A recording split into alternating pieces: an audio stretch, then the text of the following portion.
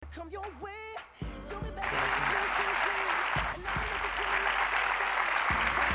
tal? Gracias. Bueno, Buenas tardes. buenas tardes. Bienvenidos todos a esta nueva sesión del ciclo de palabra. Un ciclo que, por lo que parece, tiene algo de premonitorio, porque los autores, convocados con muchos meses de antelación, llegan después de haber recibido premios de gran importancia. No querría yo que nuestra conversación hoy versara sobre premios y sobre los Goya, básicamente porque he leído hace poco que decías que ganar un Goya no ha sido nunca tu idea de la victoria, pero supongo que será inevitable que hablemos de los Goya. Contamos hoy con la presencia de David Trueba, un hombre, dice Ivanhoe, y dice Joan Fontaine en Ivanhoe, dice, un hombre dividido son dos hombres, le dice a Ivanhoe.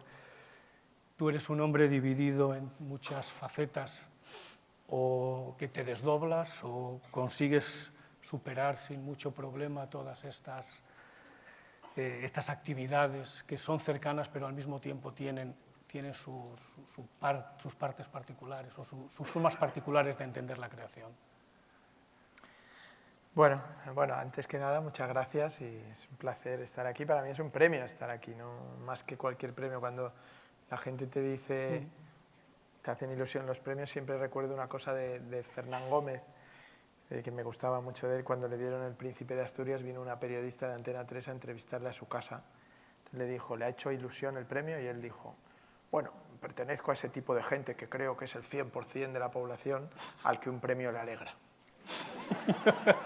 Y entonces la chica, claro, le dijo, pero entonces podríamos decir que le ha hecho ilusión el premio. Entonces, claro, yo lo estaba viendo por la tele, era el telediario y me pareció genial. Y entonces él dijo, te repito, que pertenezco pues, a esa rara parte de la población que cuando le dan un premio, en lugar de sentirse fastidiado, molestado y tal, lo agradece. Y entonces ella, sin saber, yo creo, muy bien por dónde seguir, le dijo, entonces, un poco para nuestros espectadores, ¿está usted contento? Y entonces dijo, ya me ha hecho esa pregunta 3 veces. Fin de la entrevista. Y me encantó, y además lo de fin de la entrevista era muy bonito. Entonces, inmediatamente después decían, ya ven, el mal genio de Fernán Gómez, y yo decía, yo no he visto el mal genio por ningún lado, lo que he visto es un personaje muy... Entonces, en mi caso siempre pienso que el premio obviamente lo agradeces y y es una suerte y una alegría y una oportunidad también para dar a conocer muchas cosas que vas haciendo y que, en este caso, una película, ¿no? Y que la gente la conozca mejor, o por lo menos la conozca, oiga hablar de ella y pueda ir a verla. Pero es verdad que no forma parte de mis sueños particulares, ¿no? Y si me tuvieran o yo tuviera que decir cuál es mi sueño, sería algo más parecido a esto, una tarde como esta, ¿no? Charlar y que haya gente que le gusta lo que haces y que ha venido con curiosidad y que lee o ve lo que haces mucho más que entregarte cualquier tipo de galardón o de cualquier cosa. Creo que ese verdaderamente es el gran premio de los que hacemos este trabajo, ¿no? Que de pronto, pues yo qué sé, la gente te dice, ¿no? o sabes que te han leído o han visto una película tuya que pasa a formar parte de ellos, de su memoria y piensas que participas de alguna manera ya de su vida, de su manera de ser, bueno, eres un accidente en su peripecia, ¿no? Y es bonito, ¿no? Y ese es el premio más... Ayer me escribió un amigo desde Valencia y me dijo, acabo de salir de ver la película porque una cosa que nos pasa a los que hacemos cine es que nuestros amigos no van a ver nuestras películas.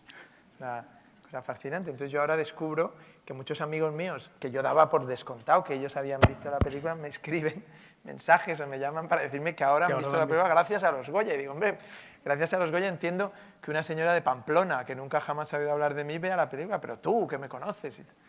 Y entonces me dijo, pues, oye, que he visto la película hoy por fin, y la sala llena y han aplaudido todos al final. Digo, mira qué bonito. Pues ese es un premio, ¿no? Ese es el. Y en cuanto a dividido, yo soy un hombre dividido y un hombre con seguramente doble personalidad, como creo que somos en general todos, ¿no? Pero no precisamente ahí donde la gente cree que estoy dividido, ¿no? O sea, no es precisamente la división que hay dentro de mí, la de el cine y la literatura o el periodismo, las diferentes, sino que siempre he considerado esas actividades muy distintas técnicamente, pero muy similares en la esencia, en lo que significan, que es casi siempre contar historias y contar un poco el mundo, la vida, tu experiencia, transformarla en una experiencia narrativa o en una experiencia visual o literaria o periodística, como se quiera, pero no deja de ser siempre tu paso por el mundo. Y eso sí que lo considero muy similar, dentro de que son cosas distintas. Entonces lo que sí que a lo mejor soy es una persona con distintos trajes, ¿no? No en la vida real, que todo el mundo sabe que casi prácticamente solo tengo 2 jerseys y 2 pantalones, pero sí en la vida profesional tengo alguno más, ¿no? Y trajes además que son trajes muy deseables, ¿no? Escribir en un periódico o de pronto hacer algo para un canal de televisión o hacer una película. O sea, yo creo que son trajes maravillosos que de vez en cuando me pongo, pero que nunca he considerado que sean de mi propiedad, sino que los alquilas durante un tiempo. Es como una pequeña baile de gala, ¿no? Al que vas y el traje te sirve de poco al día siguiente. Vas, ¿no? Y lo cuelgas o lo devuelves. Y esto sí que me siento. Pero dividido en la parte personal sería más complicado. Tendríamos que entrar en una parte más, a lo mejor, psicoanalítica. Vale, hasta ahí creo que no era el plan ese. No debemos entrar. No estaba previsto. En cambio, este es un ciclo que se llama Palabra. Y no sé si es paradójico que David Trueba, tal vez más conocido como cineasta, esté en un ciclo de Palabra y te encuentres a gusto en ese espacio, ¿no? Sí, bueno, me siento muy a gusto. En ocasiones, incluso para criticar mis películas, he leído o me han hecho llegar como una especie de sensación de que si la riqueza de la palabra era un empobrecimiento del cine. Y siempre, desde que empecé, ya en algún guión y tal, siempre me sorprendía esa especie de deriva, como si el cine no hubiera sido, desde el inicio, incluido el cine mudo, que podría ser un cine sin palabra, pero que la primera imagen del cine mudo casi siempre es un señor haciendo y un letrero, ¿no? Pero no solo eso, sino que la palabra no siempre es la palabra dicha. Y ahí es donde quizá venga el gran defecto de esos comentarios, ¿no? Que es pretender que no existe la palabra. O sea, es decir, el cine proviene, yo creo, en su origen de los contadores de historias, por eso de ahí que todos los trabajos sean iguales. Los contadores de historias buenos son aquellos que hacían o hacen visualizar a la gente lo que están contando, más allá del método que usan. Por lo tanto, la palabra es el origen del cuento, y antes incluso que el dibujo, antes incluso que las pinturas rupestres, existía antes un tipo que, sin tener los métodos para dibujarle a alguien una cacería, se la explicaba y le contaba cómo había sido y le explicaba cómo tenían que colocarse, etc. Luego, la palabra es el origen de todo. Y me sorprende que muchas veces la gente no lo quiera ver. Y sobre todo la gente del cine, que no quiera ver hasta qué punto la palabra está en el origen también de la idea cinematográfica. Es decir, cómo tú vas a tener que contar una película tantas veces para conseguir levantar esa película y hacerla, que la palabra va a ser un acompañante maravilloso, porque cuando tú explicas a un actor lo que quieres, usas la palabra. Cuando explicas al director de fotografía, usas la palabra. Cuando tratas de contar la película sobre el papel para luego poderla hacer, usas la palabra. Es como si a un arquitecto le dijeran que lo que importan son los ladrillos y no el dibujo, ¿no? Yo creo que el dibujo importa bastante, ¿no? Y el dibujo de nuestros está basado en la palabra. Así que cuando me han dicho que en mis películas o había muchas palabras, yo siempre he dicho maravilloso, ¿no? Me encanta, porque además me gusta mucho la gente que sabe expresarse. Pero tú tienes el convencimiento o la idea de que tus personajes hablan mucho en tus películas. Sí, hay de todo, ¿no? Siempre, hombre, llaman la atención. Perdón, más allá de los personajes de Gabino Diego, que es verdad que siempre hablan. Claro. Bueno, pero siempre hablan mucho. eso venía por mi propia también experiencia personal, ¿no? O sea, yo tenía un problema cuando tenía 15 o 16 años, que es que no iba nunca a discotecas. Tenía tres como mandamientos, ¿no? Había renunciado a los 10 clásicos, que me parecían algunos de ellos que estaban muy bien, pero que era como innecesario, ¿no? De no matarás, bueno, no hace falta tampoco llegar a tal extremo, ¿no? Y honrarás a tu padre y a tu madre, esas cosas, digo, hombre, pues el que no lo haga, no, ya puede ser cristiano o maometano, me es igual, es un imbécil, ¿no? Pero sí que tenía tres, que eran no beberás Coca-Cola, no comerás hamburguesas y no irás a discotecas, que eran totalmente... Bueno, ahora el de la Coca-Cola parece ser que hay que mantenerlo por la crisis. Pero el de...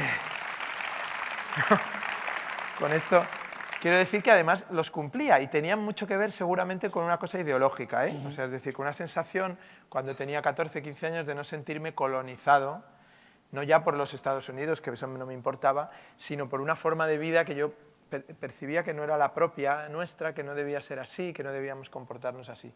Entonces caí en el extremo contrario, ¿no? Que es como siempre, es decir, uno para evitar. Entonces yo era de botellón, de sentado en los portales, o sea, lo que más ha molestado luego a la sociedad española en general, pues yo era ese. Tampoco el peor, ¿no? Pero... Entonces el no ir a discotecas no se debía más que a que me molestaba muchísimo, uno, la música que se ponía en las discotecas y que a mí me imposibilitaba cualquier diversión en la discoteca porque no bailo, o no bailaba, ahora bailo un poco más, a lo mejor incluso. Pero entonces con 15, 16 años, ¿sabes? Mis amigos decían, venga, vamos a la discoteca, que va a ir tal tía, o no sé qué, con sus amigas y no sé cuánto, y yo decía, no voy. Entonces los acompañaba hasta la puerta y melancólicamente volvía a mi casa. La mayoría de ellos tampoco entraban, se salían y hacíamos algo fuera, o sea que tampoco me sentía solitario. Pero el caso es que no entraba, y no entraba porque para mí era imposible gustarle a una chica si no hablaba. Entonces por eso las primeras películas trataban siempre de gente hablando y intentando seducir por la palabra, pero no porque la palabra, ahora aquí podríamos decir que la palabra es maravillosa y tal, no, porque la imagen era mala. Entonces, como la imagen era mala y sigue siendo mala, pues la palabra de alguna manera es tu manera de contarte, de expresarte, ¿no? Supongo que para George Clooney todo ha sido más fácil, ¿no? O para Brad Pitt, pero para mí era así, ¿no? Lo que pasa es que luego sí que he escrito algún personaje poco hablador y también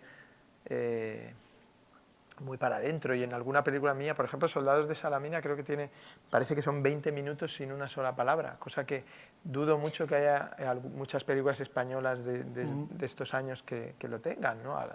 Salvo Blancanieves. Y sí, y luego, por ejemplo, en la vida real también he sido una persona muy habladora, pero por cortesía. O sea, siempre me ha molestado, por ejemplo, en este acto que estamos tú, siempre me ha molestado mucho cuando estaba de espectador que alguien hiciera sufrir a la persona que más o menos tiene que llevar la conversación, que hoy eres tú, ¿no?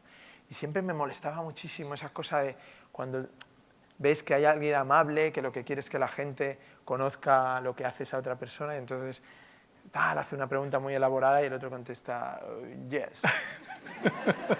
O no, hacen esa cosa de, no sé, bueno, tú sabrás, ¿no? Entonces siempre me ha molestado ese tipo de persona muchísimo, muchísimo, que él cree que es más inteligente haciéndolo. A mí me ha molestado. Y también me han molestado los silencios tensos, ¿no? Cuando un grupo de amigos hay una discusión o alguien tiene un problema o alguien está tal y se crea ese silencio espeso que parece que va a acabar en cuchillos, ¿no? Y entonces también por salir de esas situaciones muchas veces y por supuesto, claro, muchísimas veces que he tenido alguna cita con alguna chica que ha fracasado completamente la cita, me he sentido en la obligación de rellenarla de chistes. Bueno, pues yo te agradezco mucho en la parte que me toca. Por lo menos yo decía que la chica, ya que se va con esta decepción de ay, pero quería ligar conmigo, pobrecillo y tal, que se vaya contenta por lo menos, ay, qué simpático y tal, que nos lo hemos pasado. Bueno, pues seguro que las personas que nos acompañan estarán muy contentas de escucharte a ti, y yo digo que yo te lo agradezco mucho porque así es todo mucho más fácil. Yo no sé si a ti te gusta hablar de tus obras, si crees que puedes hablar de tus obras. Tengo un par de citas aquí de Umberto Eco, que siempre viene bien traer voces de autoridad, y Umberto Eco está bien. A mí siempre me gusta más Borges, pero de Borges no encontré una. Dice Umberto Eco en Apostillas al nombre de la rosa, dice, el autor no debe interpretar. Pero puede contar por qué y cómo ha escrito. Y de eso dice. También dice otra frase que es un poco más drástica. Dice, el autor debería morirse después de haber escrito su obra. Esto me parece un poco más drástico y no es muy aceptable. Tiene toda la razón y creo que sucede. O sea, sí, no os riáis, o sea, es una cosa un poco metafísica, pero yo creo que el autor muere después de la obra. Dice, para allanarle el camino al texto, dice él. Sí, totalmente, estoy totalmente de acuerdo. No me acordaba de esa frase de él, pero siempre lo he pensado. Y tiene un poco que ver con eso que te decía antes, ¿no? Tú vuelves del baile, de haber hecho un libro, de haber hecho una película, vuelves del baile y ya no vuelves a ser el mismo, ¿no? Entonces, bueno, puedes llamarlo morir, puedes llamarlo alejarte de aquel lugar. Y un libro casi siempre suele ser, y una película suelen ser un capítulo cerrado en tu propia vida, profesional, laboral, pero también personal. Y por eso yo siempre he pensado que lo más cercano a tu obra tiene que ser el recuerdo de aquellos álbumes de fotos. ¿Acordáis de los álbumes de fotos que tenían nuestras madres? Ahora ya no existen los álbumes de fotos porque solo existe gente que tiene muchas fotos en el ordenador o no se sabe dónde, pero que nunca nadie ni las puede ver, ni nadie, van desapareciendo, ¿no? Y antes, en cambio, las familias tenían 7 fotos, ¿no? Y era maravilloso, ¿no? Porque veías muy bien contada una historia familiar a través de esas 7 fotos. Ahora son 7.000, pero no cuentan absolutamente nada. Es que está ahí como, mira, estas 200 son del viaje que hicimos a no sé dónde. Uf, pues ya de ahí no pasas, ¿no? O sea, y entonces yo siempre digo que es lo mismo, o sea, es decir, al final tus películas y tus libros, tú puedes hablar muy poco de ellos, porque si aquí ahora, hoy, pusiéramos en una proyección una foto mía de los 12 años, yo no podría explicarla. O sea, podría contar cuándo se hizo, quién era yo, dónde estábamos, si era en el verano, si era en el invierno, por qué tenía esa cara, por qué era así, pero poco más, ¿no? Y también me pasa lo mismo con la obra, ¿no? Esto que llamamos la obra, que yo puedo contar quién era yo cuando la hice, de dónde salía, de dónde creía yo que venía, pero poco más. Lo que queda es en el álbum de recuerdos, ¿no? Es decir, o lo que intentas es que te representara en aquella época. Y una vez representado por ella, lo mejor es cerrar el capítulo y al siguiente, ¿no? Tengo una frase también buena sobre esto. Sí. Es la casualidad. Dice Russell Crowe en Robin Hood, dice, no sé de dónde soy, solo sé dónde he estado. Claro. Dice no, sí. aquí estoy. Pero en cambio sí que te gusta, por ejemplo, cuando se publican los guiones, que aparezca el diario de trabajo, y a mí eso me parece muy productivo también para los lectores. Yo he disfrutado mucho leyendo los diarios de rodaje y de... Sí, bueno, el propio guión mismo, ¿no? Nunca me ha molestado que se publique, me parece bien, ¿no? Es una herramienta de trabajo, o sea, nunca hay que tomarlo como una pieza, digamos, en sí misma, ¿no? Es una herramienta que funcionó para hacer un trabajo, pero hay muchísima gente interesada en cómo se hace, en hacerlo ellos, y yo fui un lector voraz de ese tipo de guión o de material. Supongo que a alguien que estudia arquitectura lo que más le gustaría es ver los planos, ¿no? De Le Corbusier o de Niemeyer, o de saber de cómo fue la primera idea, cómo había un desarrollo, cómo eso luego se revistió, ¿no? Y todo eso me parece que está bien poderlo conocer, pero es así, o sea, es decir, el autor, somos la peor persona para explicar lo que hemos hecho y para decirle, porque primero, pensamos siempre bien de nosotros, pensamos siempre bien de lo que hemos hecho y además tenemos excusa. Yo muchas veces a la gente te dice, no, porque esta escena la rodé, y digo, mira, las películas no se proyectan con el director al lado explicándola y pidiendo perdón, mire, aquí me gustaría haberlo hecho con una grúa, pero lo tuve que hacer a mano y aquí en vez de esta señora y tal, me hubiera gustado que fuera Anne Bancroft y tal. Bueno, pues ya está, ¿no? O sea, no lo expliques, ya está hecho. Y entonces todos son justificaciones y lo peor son las justificaciones. Yo creo que las películas uno las hace para la gente y los libros también. Los has hecho íntimamente para ti, pero seguramente esa razón íntima tuya es muy difícil compartirla con los demás. Entonces lo que pretendes es que tu relación íntima con algo se convierta o se transforme en una relación íntima de eso con otros. No es una lectura intelectual entonces la que tú haces de tus obras. Espero que no sé. No, es que estaba pensando en ti mismo desdoblado en personaje en los peores años de nuestra vida, con Ayanta Barí. Sí, pero ahí era, no, es que hacía un papel, más que un personaje, un cameo, ¿no? Era la época en que se empezaba a llamar, o había llegado la palabra cameo de los Estados Unidos para explicar ese papel que hace alguien famoso o conocido, que es casi un personaje sin nombre en la película, ¿no? Y que de pronto lo hace y que luego, yo que sé, hay películas que han hecho de eso su ley de reparto casi, ¿no? Y yo que sé, en España Torrente es un ejemplo de eso, ¿no? Donde van saliendo cameos y Torrente va atravesando y entonces en un sitio pues está un futbolista del Real Madrid, en otro Buenafuente. Sí. Y yo hice un cameo antes de los cameos, digamos, que era en los peores años. Y era un papel que estaba escrito basado pues un poco en los idiotas que van con una chica al cine y se la explican mientras le explican la película. Plano, sí.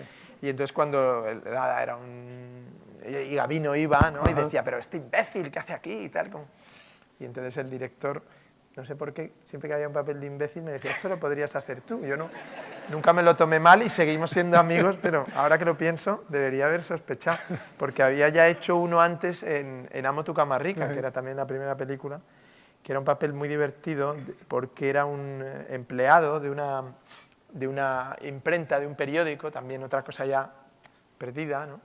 Y que estaba ahí con unos resmas de papel gigante, ¿no? Y dando vuelta, y que fue para mí un privilegio. Estaba Pere Ponce, que era el protagonista, trabajaba, y yo tenía una escena con Cassen, que era probablemente uno de los mitos para mí, porque era el protagonista de Plácido, ¿no? Y entonces decirme a mí que en mi primer guión que se rodaba iba a trabajar Cassen, pero además en una escena con Cassen iba a tenerla yo con él, es decir, íbamos a tener una frase. Y además fue la última película de Cassen también, curiosamente, y en el rodaje la verdad es que estábamos contando siempre anécdotas, ¿no? de los rodajes de él, de su vida profesional, era un tipo encantador. Y además la frase que yo decía era una frase de un músico que tocaba en bares en Madrid, o un cantante, animador, no sabía muy bien definirlo, que nos gustaba mucho y que íbamos mucho a verle, porque era el hombre que más nos hacía reír en los bares de Madrid, que era el Gran Wyoming con el Reverendo, que es luego un personaje muy conocido. Y una de las canciones que tenía el Gran Wyoming era una canción basada en la vida de Jesucristo. Y entonces la vida de Jesucristo empezaba por la vida de San José en la carpintería. Y entonces las canciones de Wyoming eran muy graciosas porque eran 20 minutos él explicando la canción y la canción luego era un minuto, ¿no? Entonces, hacía un gran desarrollo de la canción. Si algún día viene al Niemeyer, no sé si habrá venido, pedidle que por favor os introduzca esta canción. Que ya vino, ¿no? Pues es una canción que se llamaba Si no viene el señor Cortezo, ¿quién coño firma el albarán?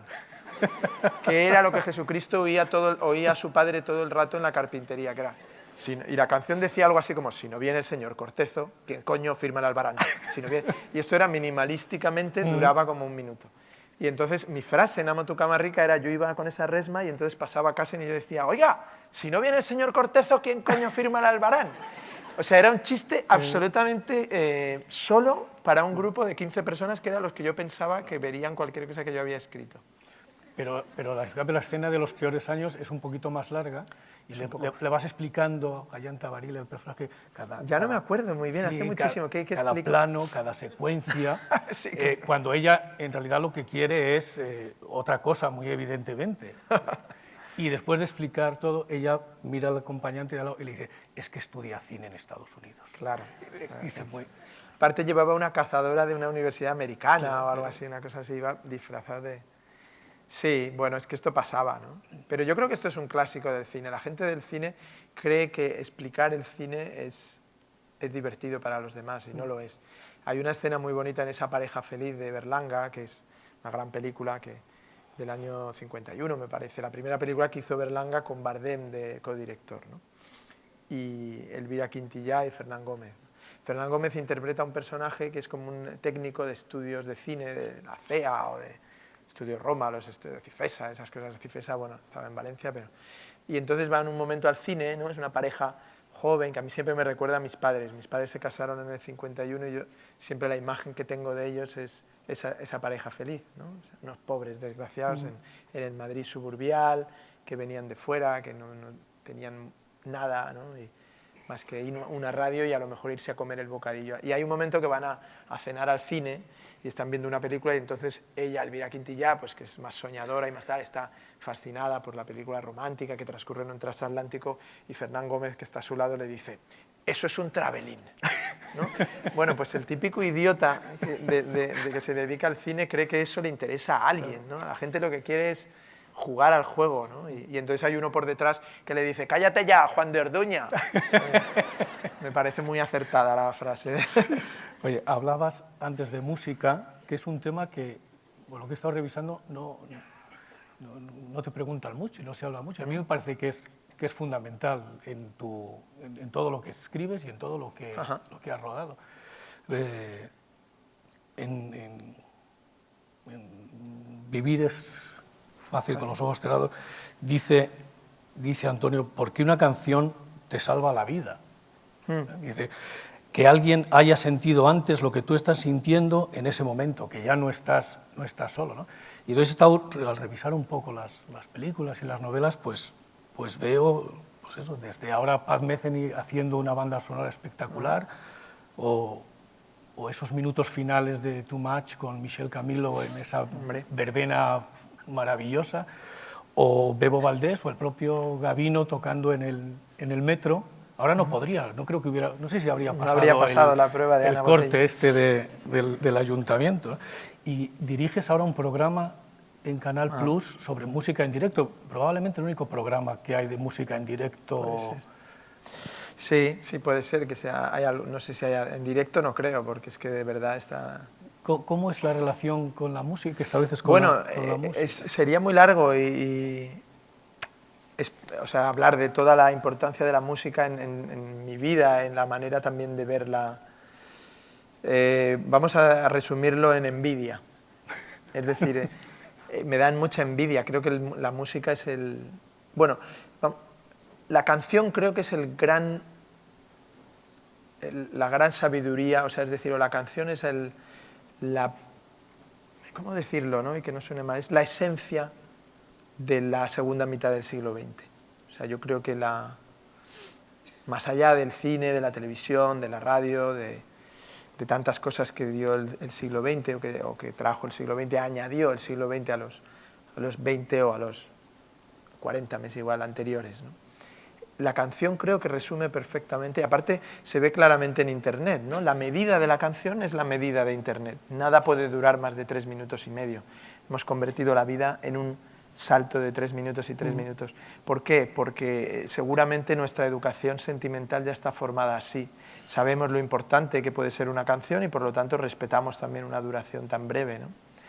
Las canciones contienen palabra, contienen música, pero sobre todo lo que contienen son momentos, ¿no? Emociones, instantes, ¿no?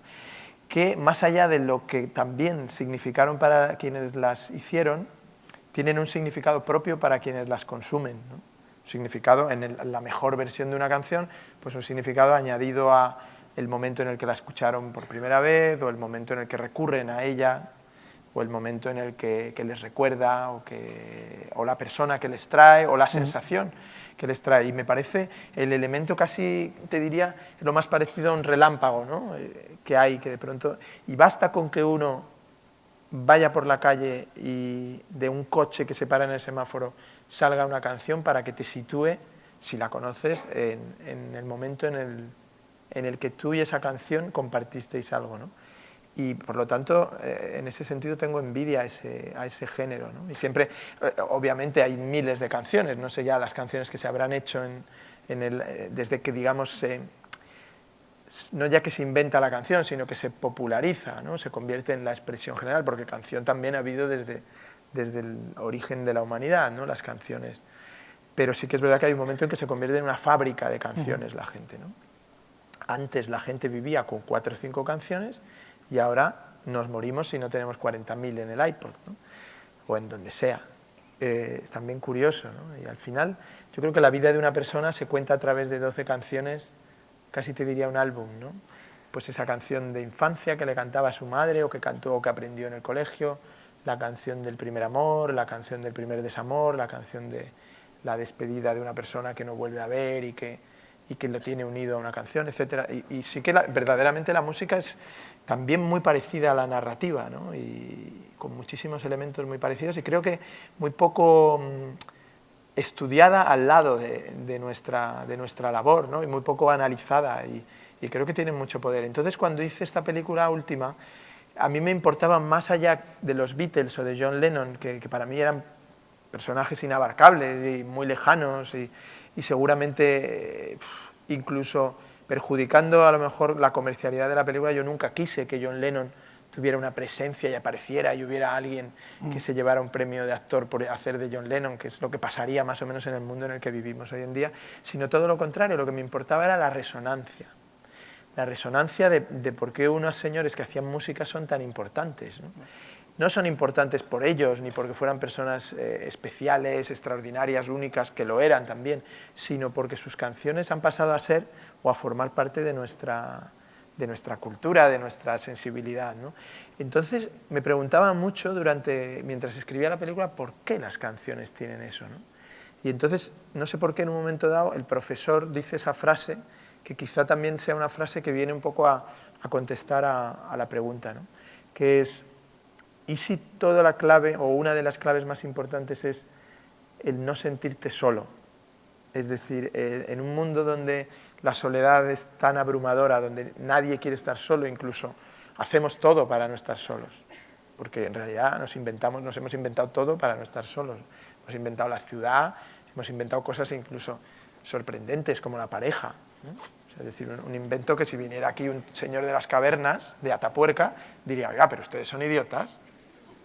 Aquí lo mejor es que vamos intercambiando, y esto ni pareja ni nada, hombre, vamos ahí todos con todos, y no sienta usted celos, ni sienta usted...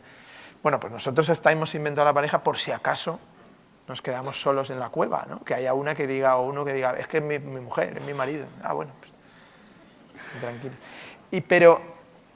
Pero realmente en esa soledad, la sensación de que alguien ha tenido un sentimiento que tú ahora tienes, y que es por lo tanto por lo que buscas... Esto es muy fácil, yo creo que todos lo habéis hecho, no estoy contando nada nuevo. En un momento X de nuestra vida, de tristeza, de alegría, de mal rollo, de soledad, de viaje, de desempleo, de pérdida de un familiar, alguien ha cogido una canción y la ha puesto. Y si tú le preguntaras, ha puesto una canción con la intención contraria de salir de un estado de ánimo o de refocilarse en ese estado de ánimo, ¿no? ¿Y por qué?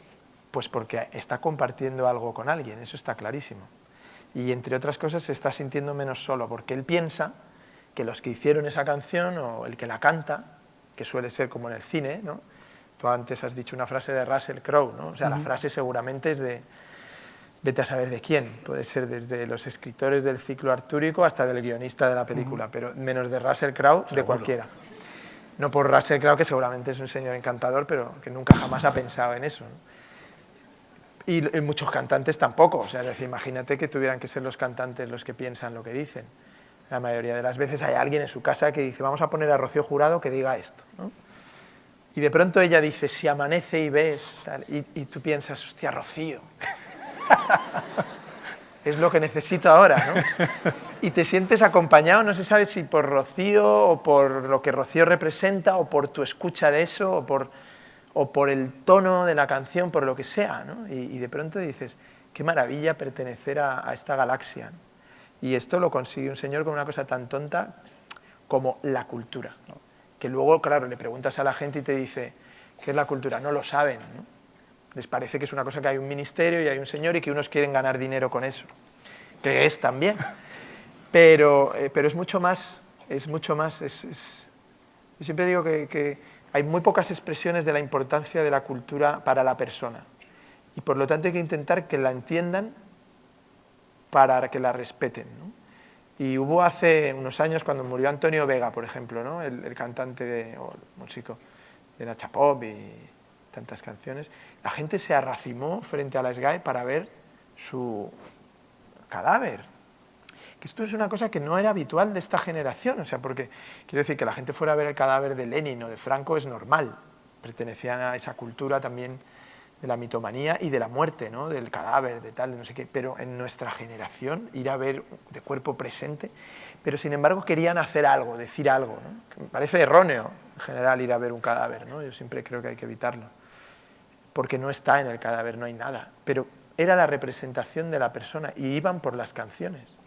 En realidad querían velar su recuerdo con respecto a una canción, ¿no?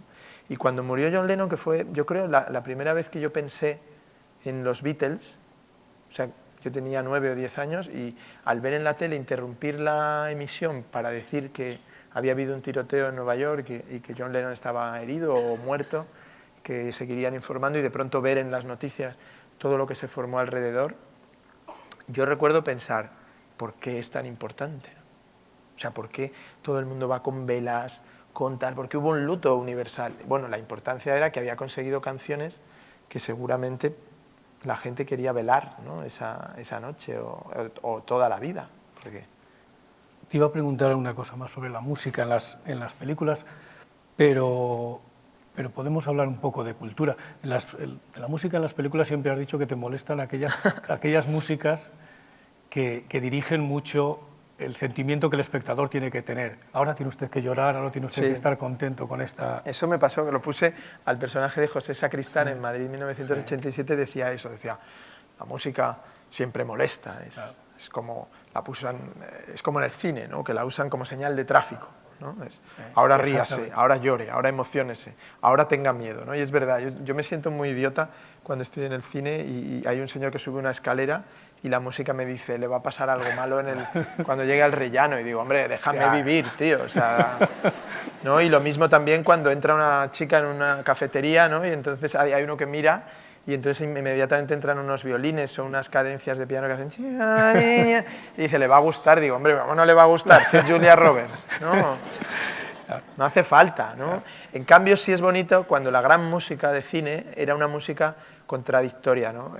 Truffaut decía una cosa muy bonita y seguramente no del todo verdad sobre las películas de Hitchcock, que decía, las películas de Hitchcock son hermosas porque las escenas de asesinatos están rodadas como escenas de amor y las escenas de amor como asesinatos. En realidad, de lo que estaba hablando François Truffaut era de un gran músico llamado Bernard Herrmann, que era el que contribuía a esa sensación, porque hacía lo contrario, es decir, cuando James Stewart se acerca a Kim Novak por primera vez, la sensación que tú tienes es una sensación de misterio, de muerte, de peligro, de vértigo, profundamente romántica, pero no en el romanticismo malentendido de ahora, que es vamos a subrayar la emoción que ya los actores son capaces de dar. Si ellos la dan, si añades algo, que sea contrario, que te lleve por otro lado. Y ahí es donde yo creo que también nos hemos ido equivocando un poco en el subrayado, ¿no? Hemos elegido el subrayado sobre la inteligencia, ¿no? Hemos despreciado la inteligencia del espectador pensando que son idiotas para decir, bueno, como son bobos y no se van a enterar, se lo vamos a subrayar. Entonces hemos eliminado la sugerencia, el trabajo intelectual que tiene toda emoción, ¿no? Es la peor, yo creo, la peor manera de entender el romanticismo o lo gótico, es así, ¿no? Esa cosa, ahora meten una subfase sonora, ¿no? Las películas, ¿no? Estás en el cine y hacen... Además, como entra por detrás, por los lados, dices, ya, bueno, sí, y, ¿no? Esto es como si en la vida real, cuando tú te vas a encontrar una persona que te va a hacer daño, pero el daño de verdad, ¿no? El daño, un señor que te atraca por la calle, ya te lo ves venir. O sea, en realidad el problema es que casi nunca puedes echar a correr. Pero en la vida real el gran daño te lo va a hacer gente que pensabas que era estupenda, ¿no? Y nunca vienen acompañados por la música esa y lo echas de menos. Y dices, hombre, imagínate a mí que, ¿no? Que la campaña electoral de Aznar hubiera sido... ¿no? Y entonces él, porque vamos a que la sanidad pública va a seguir siendo nuestra... Y en realidad la banda sonora siempre es alegre. Eso en cuanto a la música. Hay otro aspecto que es la poesía.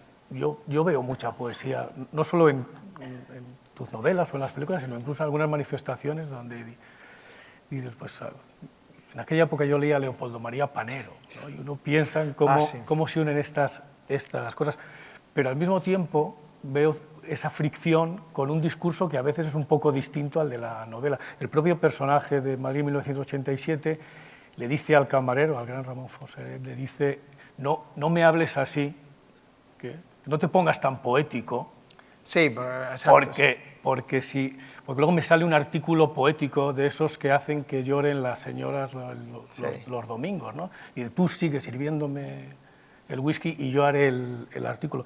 Pero en cambio sí que creo que la poesía es fundamental en las cosas bueno, que has hecho. Cuando fui a estudiar cine a Estados Unidos, como el personaje de Los peores años, hubo una cosa que me llamó la atención, hubo muchas, pero tuve un profesor que se llamaba Leonardo Bercovici, con el que me divertí mucho, siempre lo cuento y le tengo mucho agradecimiento, era un señor ya entonces muy mayor, había escrito películas de William Dieterle, había escrito El retrato de Jenny con Joseph Cotten y Jennifer Jones, año 42, 43, o sea, parece imposible que alguien de clase ya haya escrito una película de esa época, pero era cierto.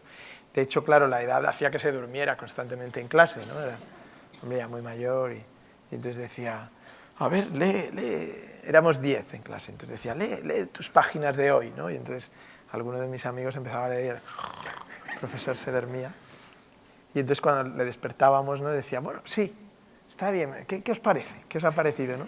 Estaba muy bien porque provoca... Bueno, pues esta persona que era encantadora, un día me dijo, la poesía es fundamental para escribir guiones. El cine es poesía, o sea, el cine, la mejor manera de aprender a escribir un guión es leer poesía. Pero no leerla, digamos, en el sentido a lo mejor que uno suele leer la poesía, que es como una especie Ahora hay una manera de leer la poesía un poco preocupante también, que es como si fuera poesía de autoayuda. Es decir, la gente va a los poemas a encontrar una razón para vivir o para seguir vivo. Yo creo que la razón para vivir la tienes que encontrar en la propia vida y en su propio defecto, ¿no? La poesía lo que está muy bien es como un elemento musical, intelectual, un elemento también de reflexión muchas veces filosófica, pero sobre todo también en su elemento más de juego, ¿no? De proposición. Y la mejor poesía siempre propone una película. Y esto yo también, fíjate, que siempre había tenido una relación con la poesía, habiendo leído, ¿no? de joven, de adolescente, mucha y tal, pero una relación siempre como de, bueno, la poesía es una cosa que escriben unos señores muy cursis, ¿no? y que algunos son buenísimos, ¿no? Y que no se puede negar, pero que no deja de ser un poco como una canción antes de que, ¿no? Para tal. Y luego con el tiempo me fui dando cuenta de que no era tan así, ¿no? De que era una propuesta casi siempre brillantísima, ¿no? Visual. Y entonces, claro, cuando uno lee a un gran poeta, lo que encuentra es una gran propuesta de imagen, ¿no?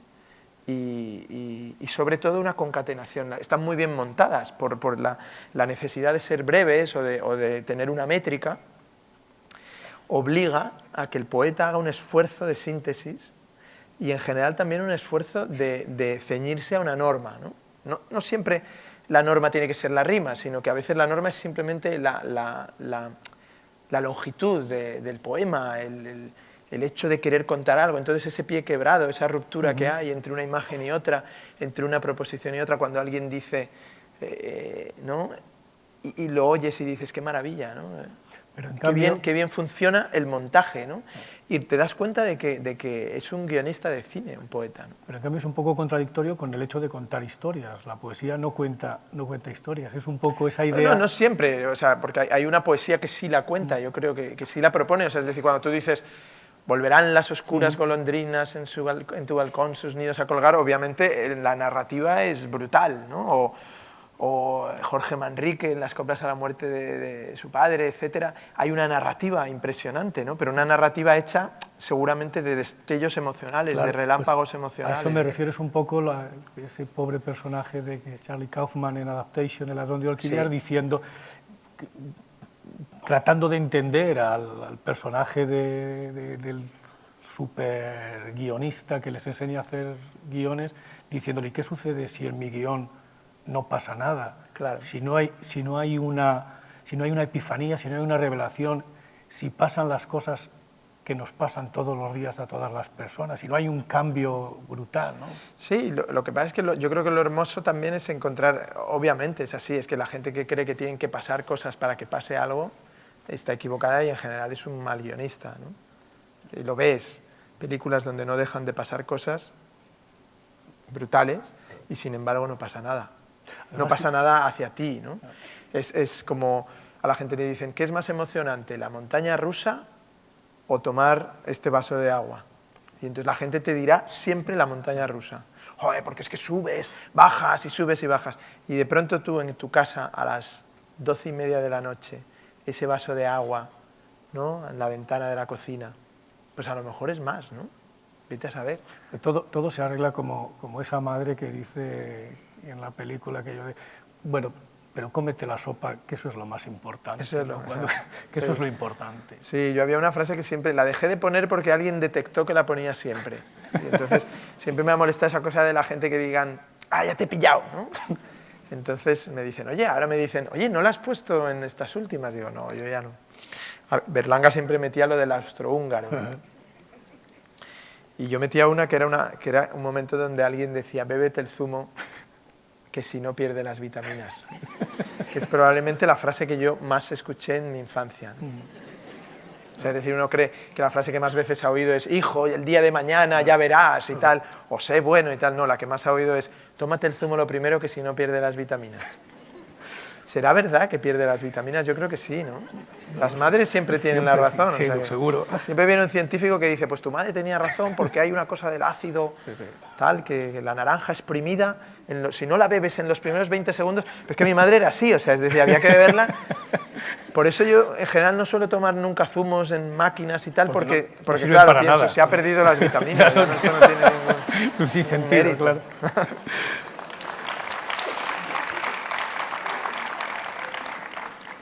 Podemos hablar de la amistad, que es una cosa capital. Claro que sí.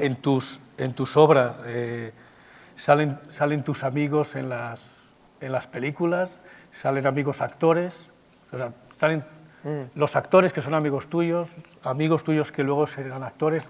Y los que no conozco se convierten en amigos. En esa relación, de tal manera que aparecen de palabra, obra y omisión. Algunas veces, como incluso en una narración radiofónica, aparecen algunos de tus amigos con Sanchís y con los Casariego, los Luis Alegre, Martínez de Pisón, todos estos amigos que representan un poco una época y una manera de entender la vida, ¿no? Creo que hay una necrológica del padre de Luis Alegre, si no me equivoco, en uno de tus artículos, donde dices, todas estas familias, esta gente que sin tener intereses intelectuales ellos, sin tener muchas ideas de futuro, nos dejaron un legado fantástico, que es que querían que llegáramos a la cultura. Bueno, claro, Luis Alegre es uno de mis grandes amigos, ¿no? Y es un hombre de Zaragoza, en realidad de un pueblo de Teruel, que se llama Lechago. Y siendo muy joven yo fui a su casa y encontré una gran similaridad entre sus padres y los míos. Gente muy humilde que para ellos solo tenían digamos una especie de guía en su camino, que era la universidad. O sea, es decir, si sus hijos llegaban a la universidad se daban por satisfechos. De hecho, mi madre, una de las cosas que me ha confesado ya muchos años después, es que ella, mis padres eran muy religiosos, ahora mi madre yo creo que ha perdido un poco la fe. Después de que yo fui a un colegio de salesianos y teníamos algún profesor muy bueno, he de decir, y alguno nefasto, ¿no? Y cuando veo estos casos y tal de abusos de menores, yo siempre digo lo mismo, digo, si hubiéramos sabido que eso existía, nos habríamos hecho ricos. No en mi caso, que yo ya estaba muy prevenido por mis hermanos mayores, ¿no? Sabía lo que eran los tocamientos y todas esas cosas, ya me habían dicho ellos, tú ten cuidado, cuando que eres tan rubito, pero yo era muy rubito, muy mono de niño. Y bueno, mi madre un día me confesó que ella le pedía a Dios por las noches, yo era el pequeño de 8, ¿no? Y que mi madre, entre sus rezos o peticiones, o sea, esa relación que tiene la gente, incluso los no creyentes, tienen una relación con Dios, ¿no? Ya sea por negación o porque recurren a Él cuando no hay más remedio, ¿no? Y mi madre le pedía que por favor la dejara. Mi madre estaba siempre mal de salud, del corazón, de tal, de no sé qué. Entonces Entonces ella, una de las cosas que pedía, como ella nunca pedía nada para sí misma, todo era para los demás, porque es muy buena persona, pero la única cosa que pedía para ella era vivir hasta poder ver a su hijo pequeño entrar en la universidad. Y cuando entré, o cuando empecé a ir a la universidad, me lo contó, ¿no? Y yo dije, hombre, pues digo, ya lo has conseguido, pero espero que te dé más tiempo, ¿no? Y o sea, me daba cuenta de la importancia que tenía para ellos que llegáramos a la universidad, ¿no? Porque ellos entendían que esa era la forma de salir de la pobreza, de salir de la miseria en la que habíamos vivido, también de escapar del mundo real, del mundo al que estábamos condenados por nuestra extracción social o por las dificultades también después de la guerra, etcétera, de todo un país, ¿no? Y ellos encontraban que apostar por la cultura, no teniéndola ellos, era nuestra tabla de salvación, o sea, la mejor inversión para sus hijos. Y he de decir que pasado el tiempo, son personas que no han dejado, también por desgracia, no han dejado un duro, ¿no? Detrás, ni una situación, ni siquiera la casa que tienen es la casa que tenían, y en un barrio que ya nadie quiere vivir en Madrid, ¿no? Solo viven pues gente como ellos, los inmigrantes de ahora, ¿no? Ellos fueron inmigrantes en los 50 a Madrid, pues los inmigrantes ahora ya no son ni siquiera españoles, sino que son de otros lugares, y a mí me encanta que el barrio sea así, me parece maravilloso, que ahora lo ocupen filipinos y dominicanos y brasileños, me parece mucho mejor. De hecho, durante un tiempo, en la casa donde nosotros crecimos, que crecimos los 8 hermanos y mis padres, éramos siempre 10, que había sido casa de huéspedes antes de que yo naciera, porque mis padres rentaban las habitaciones, las camas a huéspedes y quitaban un huésped cada vez que nacía un hijo. Siempre lo cuento y la gente se ríe, pero es que es así. Entonces yo ya no conocía a los huéspedes porque fui el último, entonces, pero todos mis hermanos les habían conocido, ¿no? Y las historias eran muy bonitas, ¿no? de huéspedes, ¿no? Claro, gente que convivía un poco contigo, se levantaba allí. Y uno de ellos era un representante de juguetes, que esto mi hermano Fernando, si viene un día, lo contará mejor. Representante de juguetes que tenía 2 maletas de juguetes, entonces entre semana iba a venderlos o a colocarlos en tiendas, ¿no? Para una representación de una juguetería. Y entonces cuando se iba de fin de semana dejaba debajo de su cama las 2 maletas cerradas, y entonces mis hermanos mayores, con permiso de mi madre, sacaban las maletas, sacaban los juguetes, jugaban, y mi madre todo el rato, por favor, no rompáis nada, ¿eh? No rompáis nada, y entonces otra vez ordenadamente los devolvían. O sea, no romper un juguete, por ejemplo, es una cosa que recuerdo como fundamental en mi vida, que no se rompa nada, ¿no? Heredarlo todo. Por ejemplo, los pantalones, ¿no? O sea, nunca jamás, ahora que veo a los niños que duran los pantalones una semana, digo, esto era imposible en nuestra casa, o sea, tenía que durar 17 años un pantalón, ¿no? 18 me llevaba yo con mi hermano mayor, pues prácticamente era lo que duraba cada prenda de ropa, ¿no? Y entonces esa inversión, ¿no? de mis padres, yo creo que al día de hoy la considero la mejor inversión posible. Entonces cuando la gente te pregunta ahora o está tan preocupada dónde invertir, qué hacer, el futuro, va a venir no sé qué y nos van a retener el dinero, va a haber un corralito, va a desaparecer el euro, siempre veo todo eso y digo, pues es posible. O sea, es decir, invierta usted en algo que no se lo roben. Y volvemos al tema principal.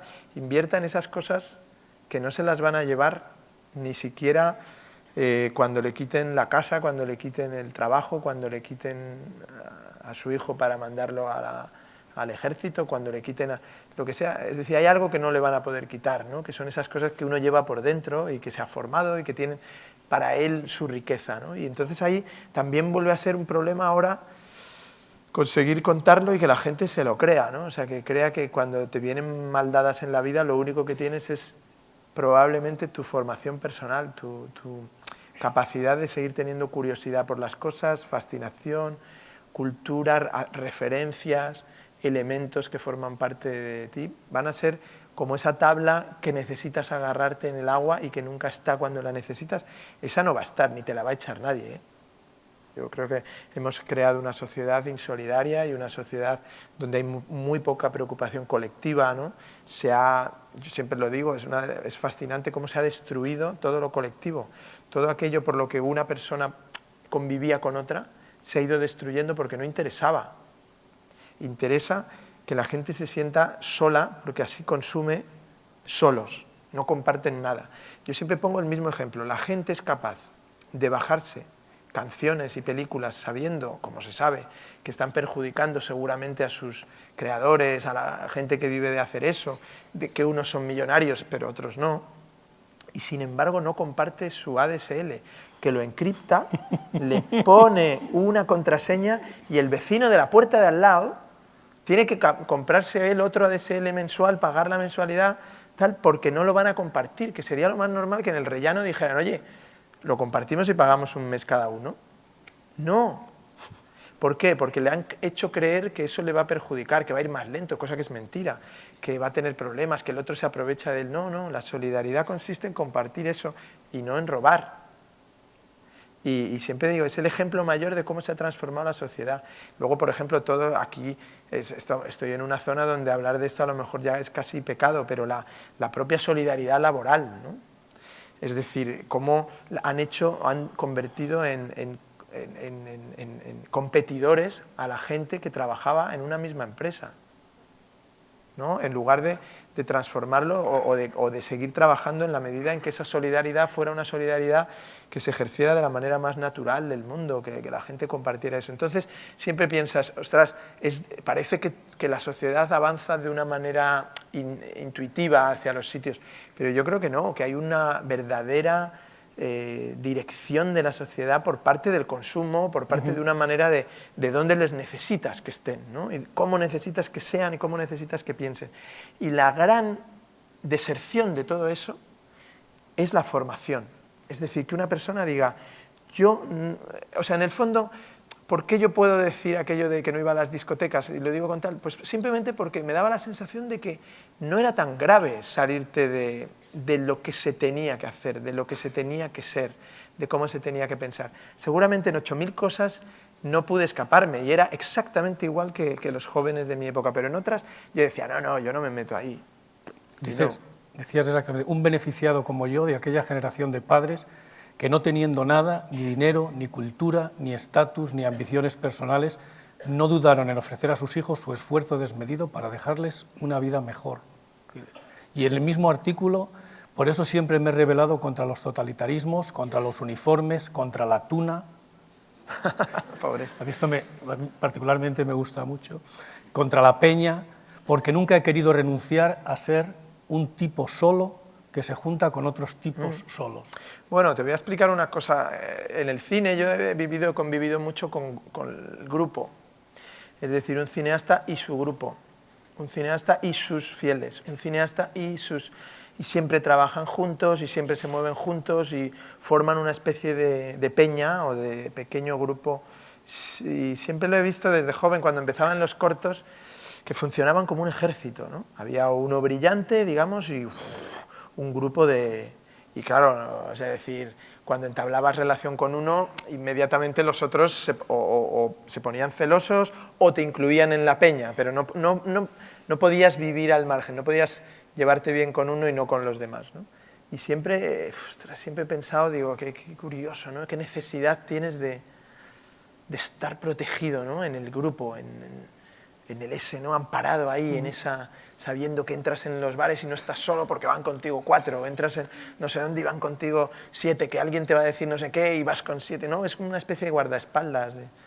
Y yo creo que es al revés, que cada película requiere una gente distinta, ¿no? Tú eres el director, por lo tanto tú vas a ser igual, pero por ejemplo no es lo mismo la luz que quieres para una película que para otra, no es lo mismo la música que quieres en una que en otra, la interpretación, los actores, el tipo de escritura, tal. No está mal no tener un grupo. A mí me encantaría, pero sería la cosa que más me habría gustado, tener una compañía, ¿no? de teatro, una compañía pequeña, e ir siempre los mismos y yo escribir, venga, ahora tú haz de esto, tú haz de esto otro. O sea, entiendo a Shakespeare perfectamente, el mayor placer de un escritor es ese, pero una vez que no puedes tener ese tipo de vida porque no tienes un teatro, no tienes esos medios, aprovéchate de lo otro, que es en cada cosa quédate con lo nuevo, ¿no? y lo que necesitas y recurre a lo que conoces porque es lo mejor, ¿no? Entonces, antes hemos hablado de la amistad, ¿no? La amistad también tiene sus peligros, ¿no? Y yo que soy el mayor defensor de los amigos y que creo que son la familia, ¿no? O sea, que son la familia que eliges, y que son maravillosos, tampoco debes convertir la amistad en una cosa que justifique los desmanes, ¿no? Es que oigo a veces también algunas defensas de es mi amigo, y digo, ya, sí, es tu amigo, pues acompáñale a la cárcel, ¿no? Y le llevas a la puerta y que cumpla la condena, que es lo mejor que puede hacer tu amigo si ha hecho algo mal. Y no, la amistad, no, la amistad no es una excusa para perdonar los malos comportamientos de la gente, no debe serlo, vamos, creo yo. Entonces ahí no te ampara. Ahora, si me dices que es lo más maravilloso de la vida, la amistad, sí. Pero cuando es pura, cuando nace no del interés ni del tal, sino de la pureza de que quieres estar con alguien, ¿no? Qué cosa mejor que esa. Tienes un amigo que, por encima de cualquier consideración... Creía que ibas a decir por encima de los demás. Digo, a ver, no, ¿quién vas a decir? Eso lo desconozco, pero sí por encima de cualquier consideración futbolística, que es Pep Guardiola, el actual entrenador del Bayern, sí. del que dijiste en una ocasión, pertenece a esa sociedad, dice, y la dignifica de una manera muy simple, tratando de hacer bien su faena, ayudando a hacer prosperar el sentido común desde su parcela de exposición pública. Es como un objetivo vital, ¿no? Para todos, en principio. Bueno, la gente que tenemos alguna relevancia pública, que puede ser de un calibre o de otra, pero que consiste en que en algún momento dado hablas para eso que llamamos público, sociedad, ya sea porque te entrevistan, ya sea porque tienes una aparición pública, porque recoges un premio, porque das una rueda de prensa, etcétera, yo creo que esa gente inmediatamente adquiere un compromiso con la sociedad, que consiste en el compromiso de la ejemplaridad. Y consiste simplemente en que tiene que ser expresarse de la manera más propia y particular y personal posible, no traicionar sus ideas nunca por agradarle al público que le está escuchando, pero más importante que eso, mantener una actitud que sea una actitud defendible, ¿no? Que es la actitud pues, de tolerancia, de respeto a los demás, a los que no piensan como tú, a los que no participan de tu esta.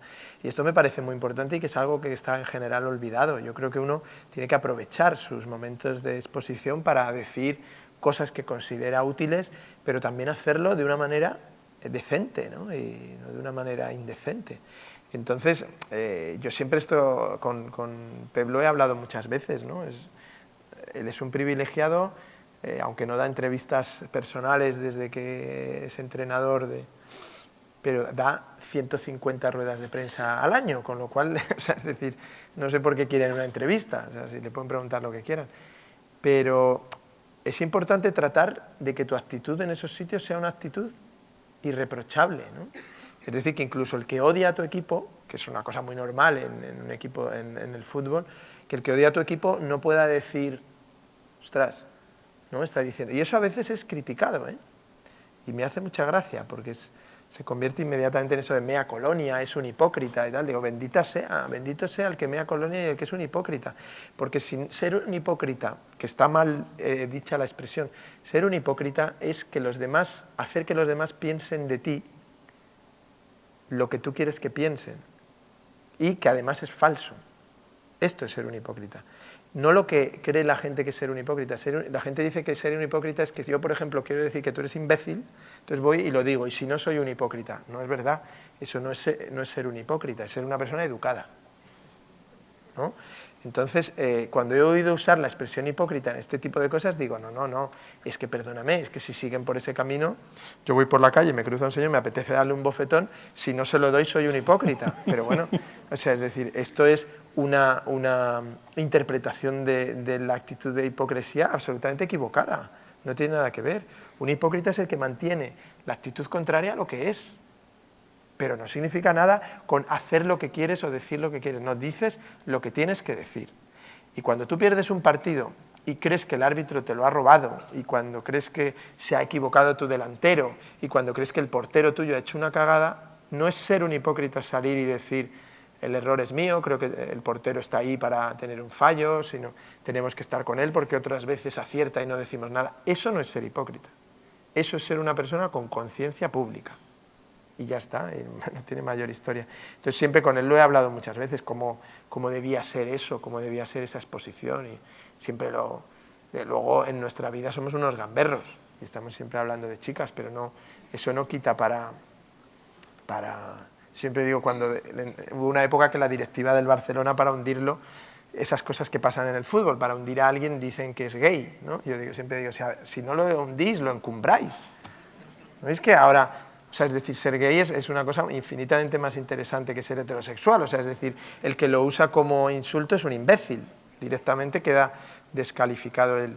Pero cuando lo decían de él, yo siempre me reía mucho con él por eso, porque digo, joder, si supieran toda la cantidad de tías que hemos hablado esta cena. No, y de hecho una vez un amigo mío me dijo, oye, se confirma que es gay. Y entonces le dije yo, hombre, se confirma, digo, ¿quién te lo ha dicho? Y tal, se ha acostado contigo, y me dijo, no, pero anoche lo ha visto un íntimo amigo mío en un bar, en Barcelona, en un bar oscuro, a las 3 de la mañana, acaramelado con un tío de gafitas. Y entonces le dije, oye, digo, dile a tu amigo que no me importa que piense que Guardiola es gay, pero es que era yo, o sea, el de gafitas era yo, y acaramelado, ¿no? Es que había mucho ruido y hablábamos cerca. Bueno, no sé, la gente tiene un deseo, ¿no? de que las cosas sean peor de lo que son. O sea, la gente quiere que vaya mal, que le vaya mal, ¿no? Pero vamos, yo creo que él tiene una cosa, o una virtud, es amigo mío y lo quiero mucho porque hemos vivido momentos también duros juntos, ¿no? Siempre digo que si algo creo que es lo que nos une, es que los dos hemos abierto champán en el momento en el que el otro necesitaba una copa de champán, que es cuando hay que abrirlo, no cuando quieres tú celebrar algo, sino abrir el champán cuando nadie lo pide. Y eso es bonito, ¿no? Y hemos pasado momentos así. Pero lo que más me divirtió de él, o la cosa por la que más le admiro, es que casi siempre intenta que en el campo se cumpla lo que él tiene en su obsesiva cabeza. Y a eso le tengo un respeto porque me dedico a profesiones muy similares. O sea, él se obsesiona con una cosa y no para hasta conseguir ejecutarla. Y a veces le ha costado pues tener que sacar a un jugador o disgustar a alguien, o tenerse que ir de un sitio porque no se hace lo que él quiere, ¿no? Y lo que él cree. Y yo siempre le recuerdo esa frase de Lenio Herrera, que yo la pongo siempre de ejemplo, que era un gran entrenador, ¿no? De un fútbol contrario al que hace él, pero una gran frase, ¿no? Que es: equivócate con tus propios errores, ¿no? Equivocarse con los errores de los demás es trágico, porque significa que has perdido un partido y cuando acaba dices, qué pena, yo quería hacer esto, pero por la presión de los demás me convencieron y hice esto. A todos nos ha pasado.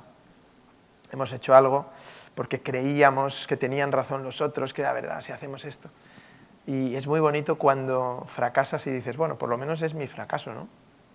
Así que puede servirme de algo porque es mío, ¿no?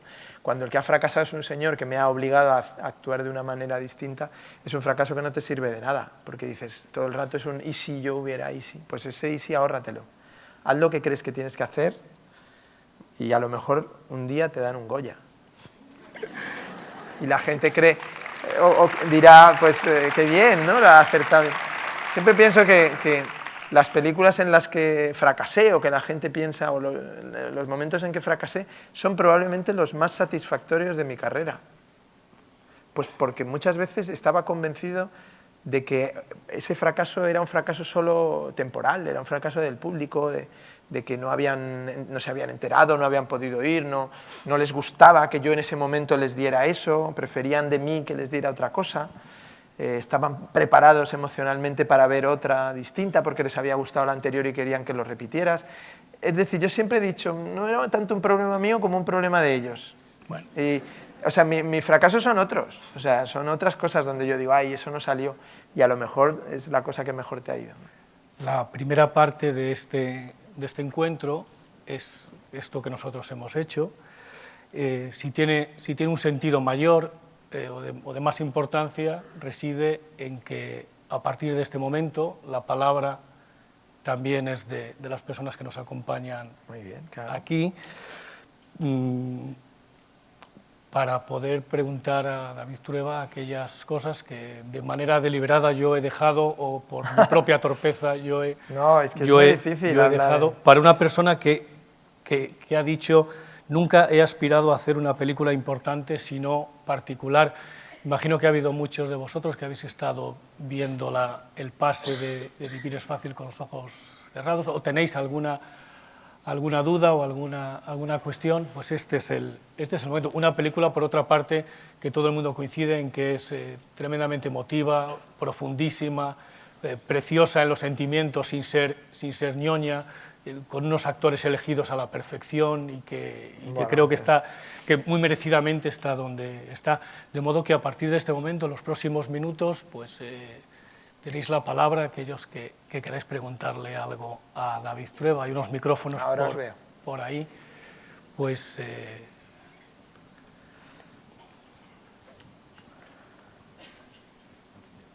Hola David, hola. Darte lo primero, darte la enhorabuena, además de por los Goyas, de por hacer una película que hoy en día es bastante difícil. Eso es más difícil, sí. Bueno, quería saber tu opinión sobre ciertas situaciones que se dan en la película, ¿no? Una película que es de hace como 40 años o algo más, ¿no? La situación vivida, ¿no? Y compararlas con las situaciones actuales que hay hoy, ¿no? Temas como, por ejemplo, no sé, la sanción por hacer autostop, la autoridad, no sé, la frase de la protagonista en un momento dado cuando dice no voy a permitir que nadie decida por mí. Y esas situaciones que parece que después de ese tiempo aún permanecen.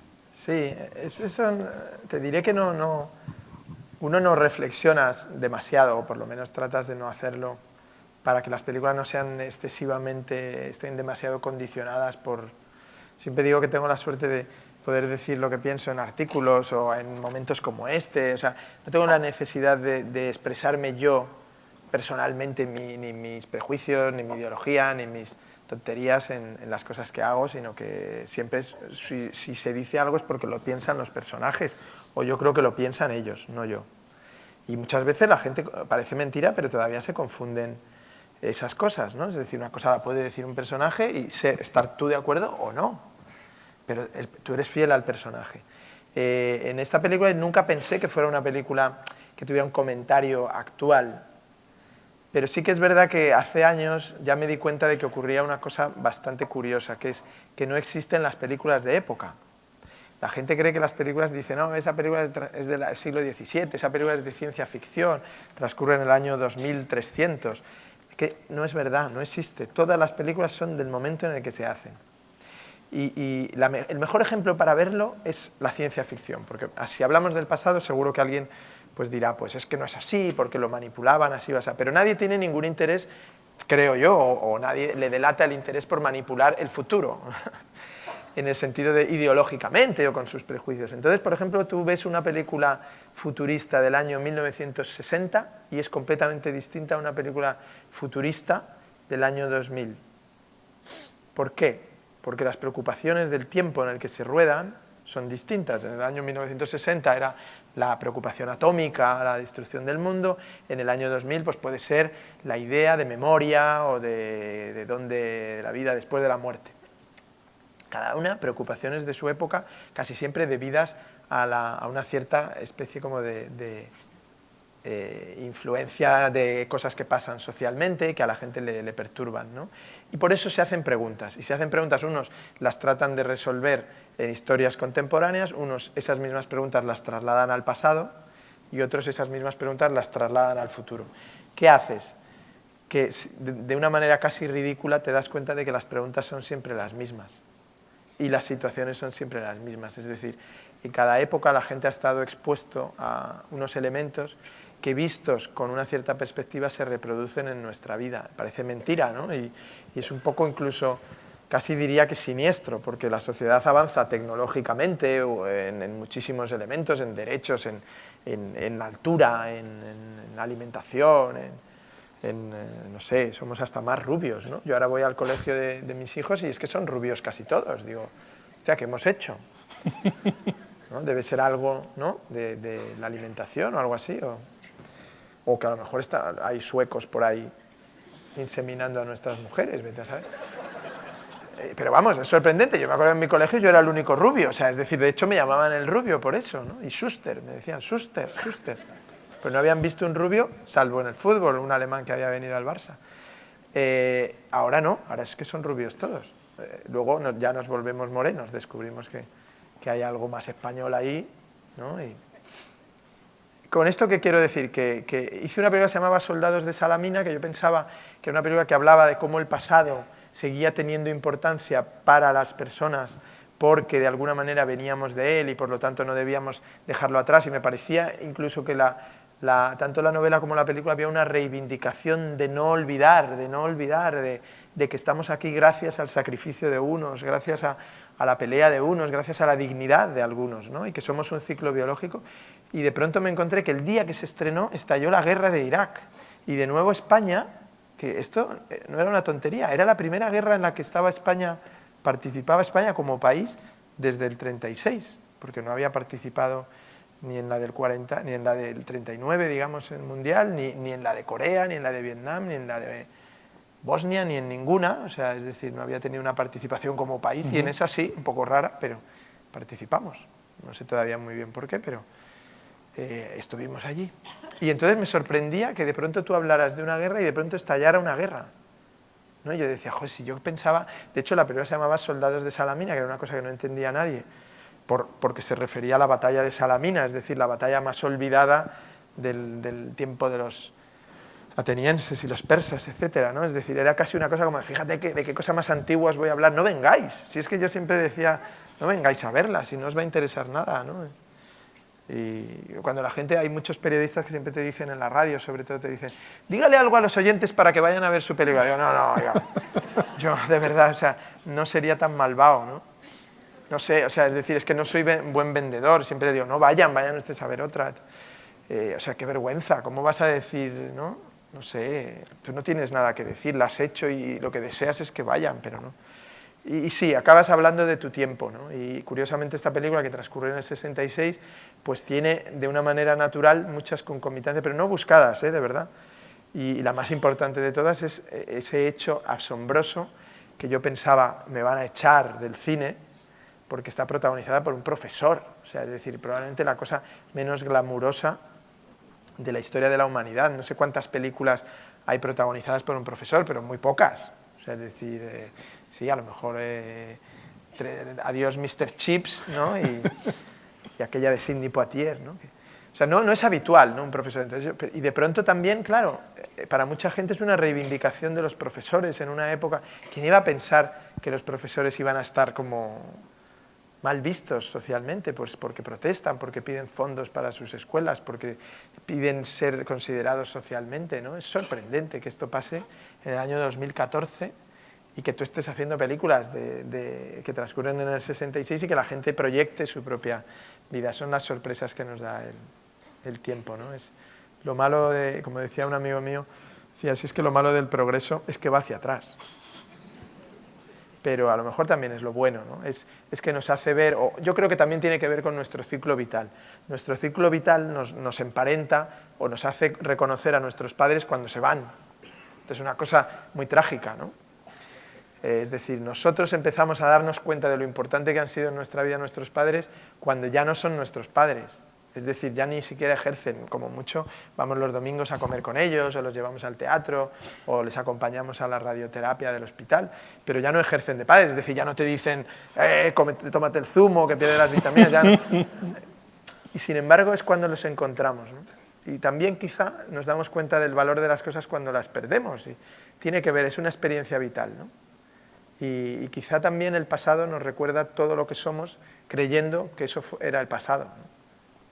Por eso, en general, el cine futurista se plantea siempre temas muy ambiciosos, porque piensa que en el futuro no existirán los mismos problemas que hoy.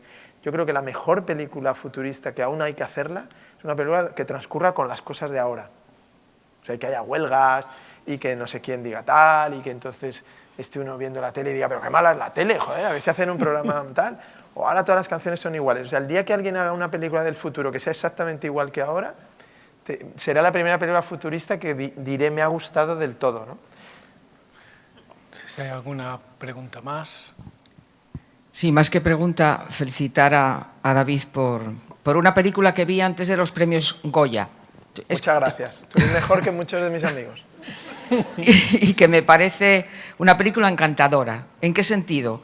Cuando uno sale del cine y sale encantada de haber visto esa película. Sobre todo cuando en un plazo de 15 días ve uno El lobo de Wall Street y La gran estafa americana, es un alivio enorme, David, ver esa película. Es una película encantadora, no solo por la historia, que además es real, sino por los actores, por la elección de los actores, incluido Ramón Fonseré, que conocemos muy bien en Avilés, porque en el Teatro Palacio Valdés estuvo en varias ocasiones, con El retablo de las maravillas y últimamente con El pimiento Verdi de Boadella. Y es un hombre, un actor excepcional y en la película lo demuestra, ¿no? Yo lo único que quería preguntar, si con estos problemas que tenemos, con el 21% del IVA, con lo que ocurre con las... Nosotros perdimos hace muy poco, y lo siento en el alma, lo digo yo, creo que muchos avilesinos que están aquí también, el único cine que teníamos en la ciudad, el Marta y María. Y es un disgusto enorme, porque ahora tenemos que ir a un municipio vecino para poder ver cine, y yo animo a la gente que vaya. A mí no, yo sé que es muy cara la entrada a lo mejor en ocasiones, pero animo a la gente que vaya porque sería penoso perder también el de la comarca y que los que vivimos aquí tuviéramos que ir a Oviedo o a Gijón a 30 kilómetros para poder ver cine, ¿no? Eso es lo que nos preocupa, que se vayan perdiendo las salas a los que nos gusta tantísimo el cine, ¿no? Entonces, hay un proyecto de David para el próximo futuro, ve posibilidades de hacerlo, ve inconvenientes insuperables. ¿Cómo ve el momento del cine ahora? Porque a mí me gusta mucho el cine, me hace la vida mucho más feliz y me daría mucha pena ir perdiéndolo.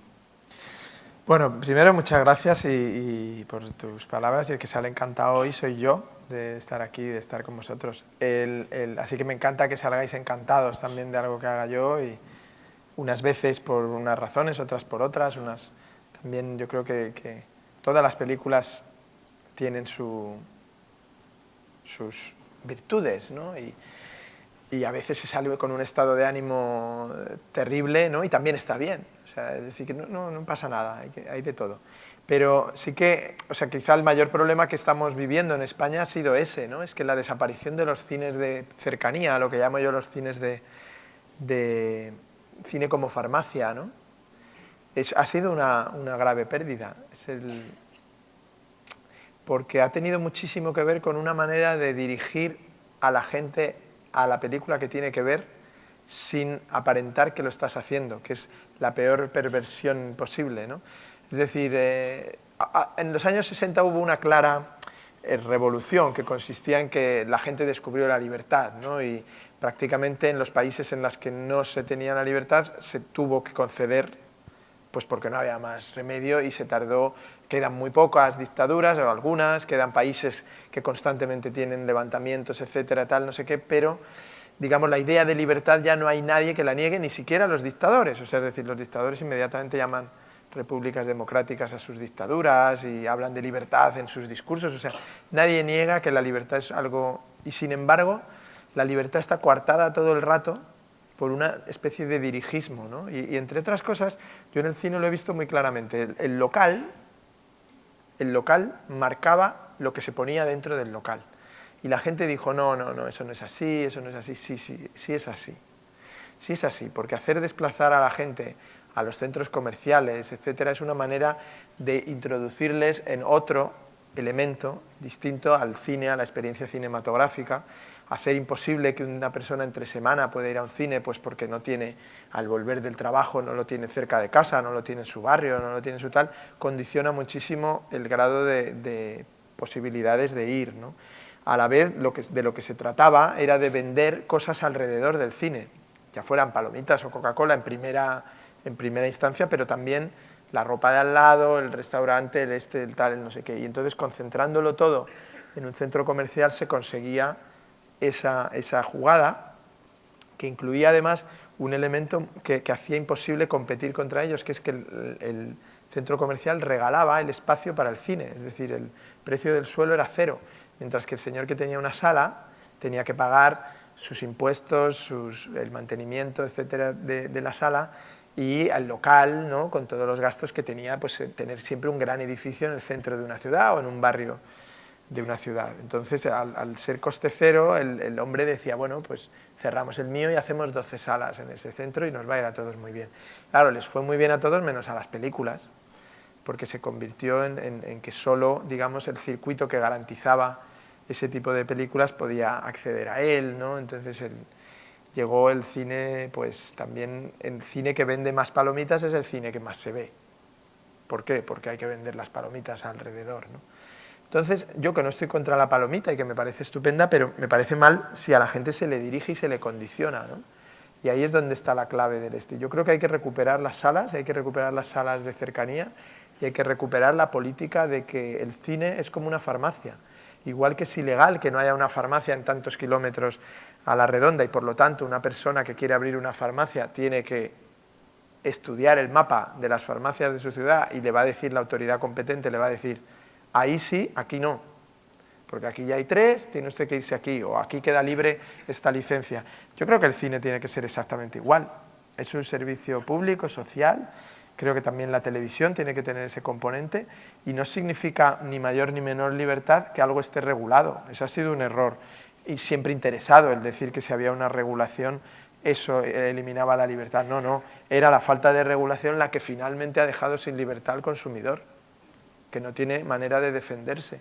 Entonces ahí ha existido la trampa, ¿no? Y las dificultades del cine español de cara a proyectos futuros, pues ya te las digo, son muy fáciles de entender. Cuando una película española metamos el público que mete la de Scorsese o que mete la gran estafa americana, pues irá todo mucho mejor. El dinero es fundamental, o sea, porque el dinero también a ese nivel da una cierta libertad, da una cierta capacidad de decir, si la película es rentable, que haga lo que quiera, ¿no? Te lo va a decir cualquier productor. Si tus películas son rentables, venga chico, pues si quieres hacer una sobre un sofá, pues hazla y tal. El día que va mal, dicen, oye, se acabaron las películas de sofá, ¿eh? Y le ha pasado al propio Scorsese, ¿no? Que no consigue hacer ninguna película si no es que está detrás Leonardo DiCaprio, que es seguramente la razón principal de muchas cosas, ¿no? Seguramente es la parte más elogiable de DiCaprio, que tenga en activo a un director como Scorsese, que seguramente los americanos ya no le dejarían rodar. También es cierto que quizá, y comparto contigo un cierto escepticismo ante esas dos películas, sobre todo La gran estafa americana, ¿no? Me parecen películas, no sé, incluso la de Scorsese también, si nos pusiéramos aquí críticos podría hacer una crítica, seguramente alguien vendría y diría, pues la tuya es peor, ya está, todos están contentos, pero yo tengo en eso también mi propia opinión de espectador, ¿no? Y sí que es una película que mientras la ves todo va sucediendo, supongo que seguramente para usted tiene menos atractivos que para nosotros, los que vemos ya chicas desnudas y gente soplando cocaína en sus anos y pensamos qué divertido es todo, ¿no? Pero también hay un momento en el que dices, ¿y toda esta gentuza? ¿No? Yo tengo que divertirme con sus parrandas y solo porque en el minuto final me van a decir que su familia se hunde y él tiene que separarse y pasar unos meses en la cárcel. No, hombre, no. Esto no justifica mis 2 horas y media de préstamo a la vida de este señor, que parece un señor indecente que además, como tú bien dices, existe en la vida real, le he visto en la vida real y me parece horrible. O sea, no sé cómo han puesto a Leonardo DiCaprio a hacer de un personaje tan horrendo. Tendría que haberlo hecho Una vez me encontré al Pocero, que es el señor que hace pisos. Me lo presentó un productor una vez, pero me dijo, no, a ver si conseguimos que invierta en cine. Y yo dije, joder, como hagan películas como casas, vamos, claro, o sea, es decir, las cosas tienen que hacerse bien, ¿no? El dinero no es todo, tienen que ser bonitas. Luego tiene que vivir gente en ellas, ¿no? Y entonces hubo un momento en que me dijo, a mí lo que me gustaría hacer es mi vida en cine. Y había escrito una biografía y yo pensé, hostia, la vida de este señor en cine tiene que ser interesante, ¿no? Y entonces dije yo, pues, bueno, pues habría que encontrarlo primero el actor que puede hacer de usted, ¿no? Y yo no sé, se me ocurre Jesús Bonilla, por ejemplo, que es un actor que... Y entonces él me dijo, ese es muy feo. Y claro, me di cuenta que todo el mundo quiere que hagan su vida, pero que la protagonice Coronado, ¿no? Y, claro, yo también, pero no, la vida en realidad no era así. Pero eso es sorprendente, sí, la gente. Y ya te digo, este hombre siniestro, claro, acaba representado por un chico tan encantador como DiCaprio y tal, que hay un momento en el que sientes hasta, te cae bien, ¿no? Y dices, la realidad seguramente es un tipo que pasabas con él 20 segundos y decía, por favor, o sea, que me saquen de aquí. O sea, no le veo la gracia a este señor. La tercera parte de este encuentro es la ocasión que tendrán ustedes, aquellos que quieran que David Trueba firme alguno de sus libros. A mí me sigue pareciendo un misterio muy emocionante que un sábado a esta hora este auditorio esté lleno de gente para escuchar hablar a una persona. Pero ¿dónde vais a estar mejor que aquí? Si a mí no se me ocurre, en serio, no por mí, sino yo mismo. Si es que es verdad. Seguramente los partidos de hoy son pesadísimos. Va a ganar el Barça, va a ganar el Madrid sin ningún problema. Salvo que hayáis ido al cine, que habéis ido hace un rato muchos, o sea, habéis hecho una tarde perfecta. Bueno, pues todo esto se debe a la presencia de David Trueba, que solo podemos agradecerle de todo corazón sus palabras y despedirle, si os parece, con esa frase que Ramón Fonseré, el catalán de Almería, le dice cuando se despide de sus nuevos amigos, le dice: no marches sin llevarte unas fresas. ¿Vale? Muchísimas gracias a todos. Gracias. Muchas gracias.